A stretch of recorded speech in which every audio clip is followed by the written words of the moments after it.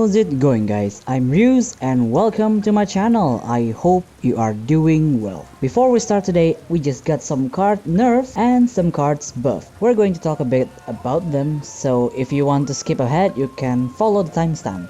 The first one is Binding Array. I think it's a bit better compared to the old effect. At least it will be a bit more useful now. But I wouldn't run it because Samurai X has other better cards. Growlple, on the other hand, is a lot better. Previously, you have to keep a lot of snowballs in hand to use this, but now you don't have to. And now Dark Feather Blade is debatable. It got more powerful with a really good draw effect, but now it is a level 2 card, and Otengu has other better level 2 cards that you want to run. I would probably run just one if you really need to. And Kanihime Nap Time got nerfed and lost the draw effect, but you will still definitely run this because it is a really good card. All of Kingyo cards didn't really change much. Maestro cards has fast now. I don't use him that much, so I don't really know if this will affect him. If you know if this would be used in Maestro decks, let me know down below. It's My Victory just got a lot better because now it's not a dead card in hand and you can use it if you really need that extra 6 dice.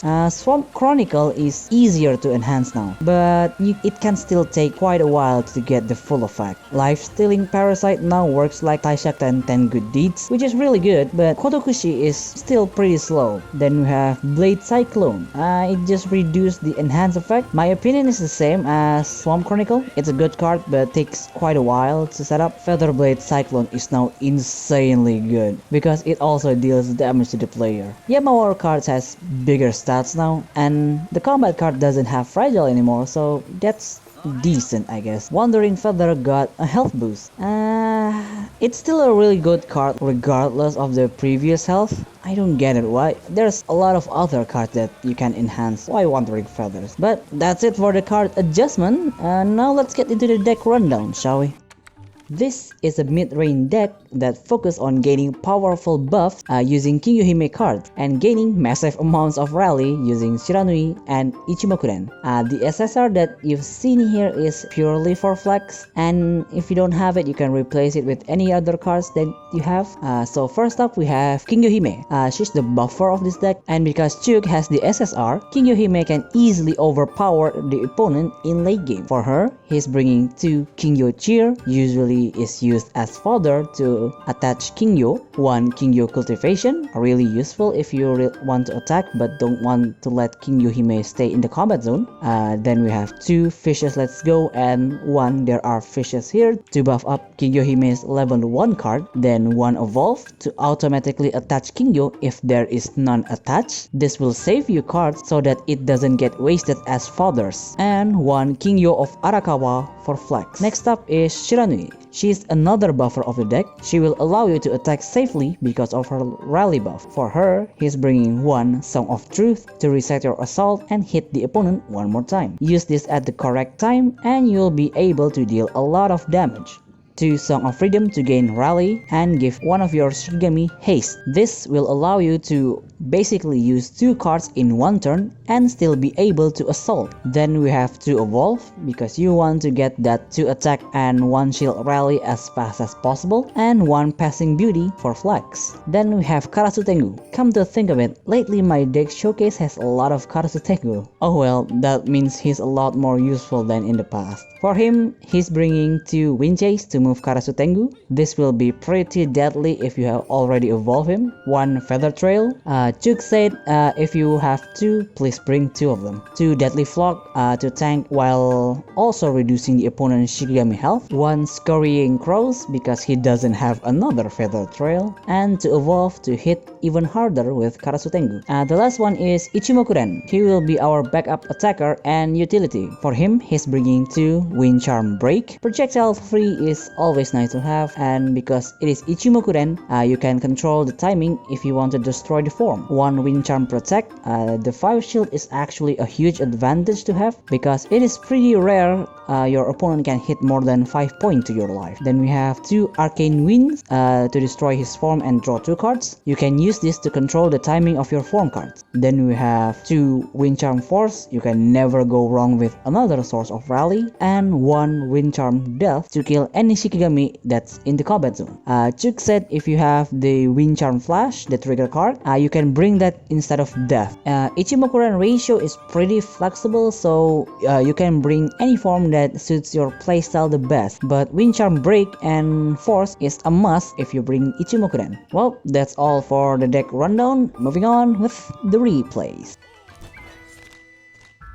Our first matchup is against this really weird Kingyo Hime and Kanihime deck. I'm not sure where they're going with this, but we'll just have to see it for ourselves.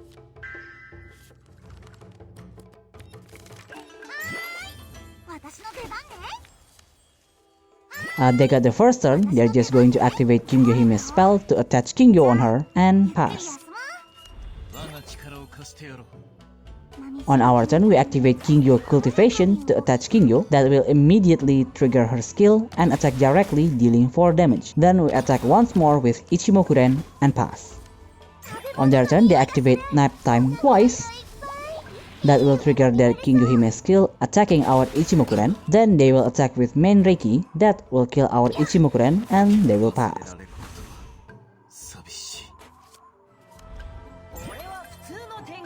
On our turn, we activate Wind Chase to move Karasu Tengu. That will trigger Kingyo Hime's skill to boost our Karasu Tengu stats by +1. Then we're going to kill their Main Reiki and pass.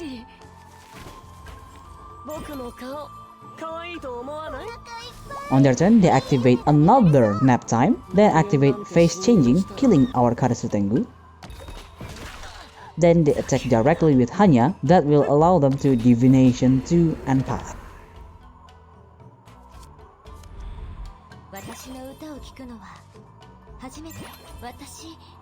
On our turn, we evolve Shiranui, that will trigger Kingyo Hime's skill, killing their Hanya.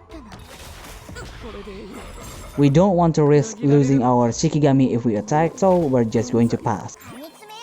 On their turn, they activate Kanihime Field, that will trigger their Kingyo Hime skill, healing their life for 5 points. After that, they activate Pincer Hammer to kill our Kingyo Hime and pass.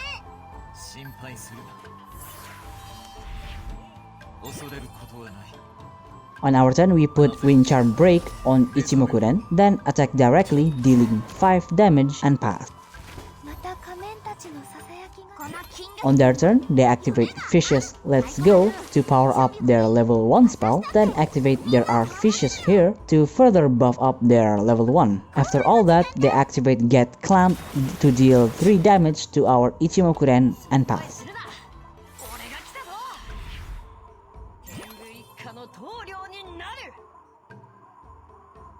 On our turn, we activate Feather Trail to stun their Kanihime, then put Deadly Flock on Karasu Tengu. At the end phase, we deal 1 damage to all of their Shikigami and pass. At the start of their turn, their Kingyo Hime skill triggers and attack our Karasu Tengu. Because they chose Fatal as their buff, Karasu Tengu will immediately die. They activate Oni Strike to deal 4 damage directly. And because they did Divination, they get to activate Cry of the Sea for free, and they will top it off with another attack with Hanya and pass.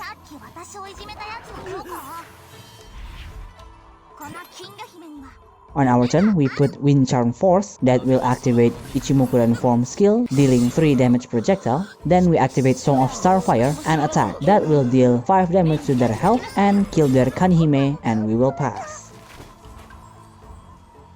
On their turn, their Kingyo Hime will activate, boosting herself for +1 and gain Barrier. They activate Self-Deception to kill our Kingyo Hime, then put Kingyo of Arakawa on their Kingyo Hime. Her form skill activates and kills our Starfire.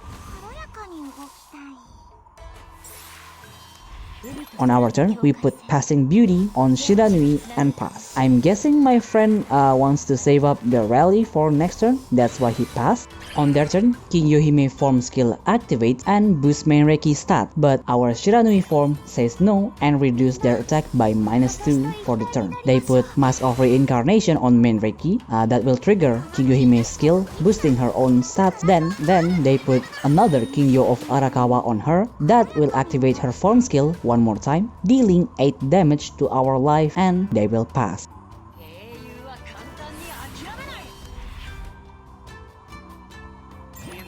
On our turn, we got a huge amount of rally and we increase it more by destroying our Ichimokuren form with Arcane Winds. Then we activate Song of Freedom on Karasutengu. He will get haste and we get more rally. For some reason, my friend decides to attack with Ichimokuren instead, even though either one of them would have got him the win. But we managed to kill them in one shot, so we win the game.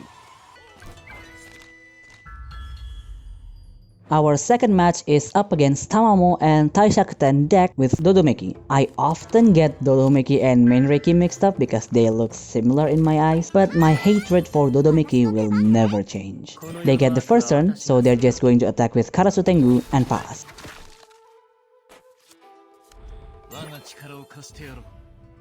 On our turn, we activate Kingyo Hime's spell to attach Kingyo, then put Wind Charm Break on Ichimokuren and pass.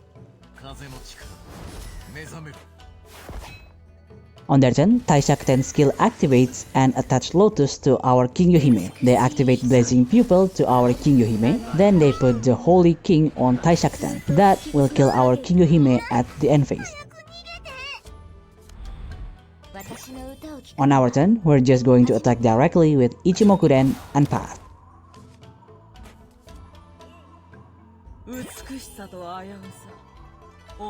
On their turn, they activate Soul Strike on Ichimokuren, then activate another Blazing Pupil that will kill our Shiranui, and that will trigger their Taishakuten skill attaching Lotus to our Ichimokuren and pass.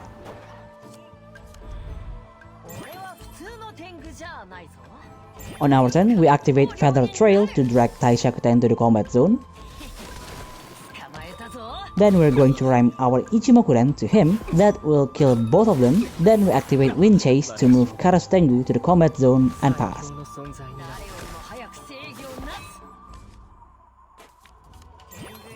On their turn, they attack with Dodomeki, then activate Blade of Justice, forcing her to attack one more time, then follow up with their Karasutengu. That will kill our own Karasutengu and they will pass.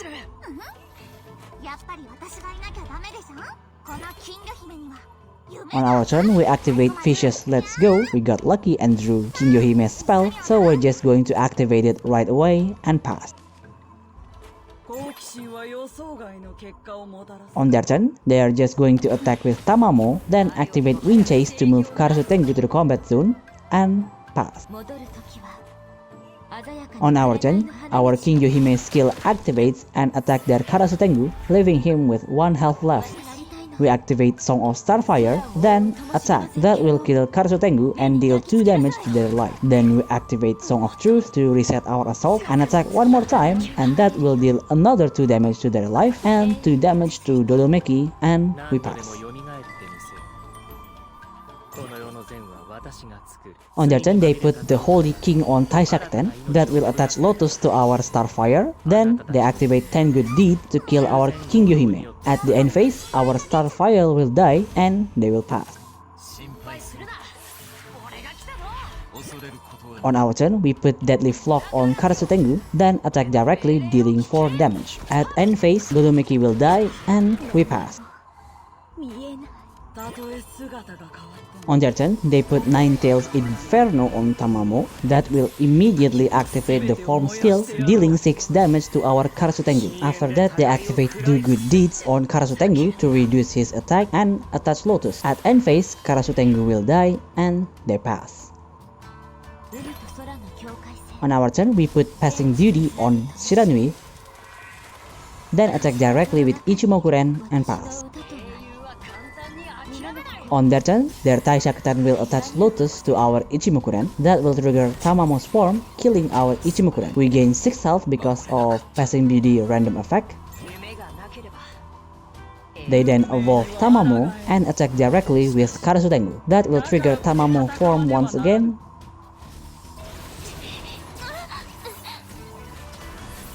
And at the end phase, the effect will activate once more. This is why I love using Tamamo. Her damage is insane late game. On our turn, we put Kingyo of Arakawa on Kingyo Hime. Then we evolve Kingyo Hime. That will trigger Kingyo Hime's skill, attacking Karasutengu for 7 damage.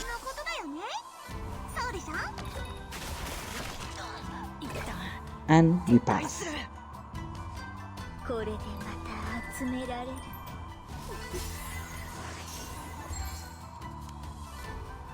On their turn, they activate Taishakuten field, then attack directly with Dodomeki. And at the end phase, Shiranui will die because she got attached with Lotus.